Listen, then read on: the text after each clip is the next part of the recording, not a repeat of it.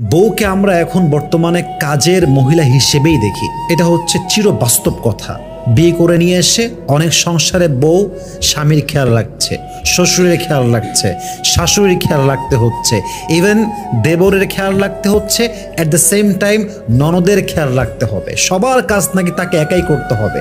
আর প্রতিবাদ করবে কেমনে? একটা মেয়ে প্রতিবাদ করবে কেমন করে? প্রতিবাদ করার আগেই তালাকের হুমকি চলে আসে। একজন মেয়ে চাইলেও প্রতিবাদ করতে পারে না, বাধ্যবাধকতা, পরিস্থিতি, অপারগতার শিকার সে। আপনাকে কে বলেছে যে ওয়াইফ হচ্ছে কাজের মহিলা?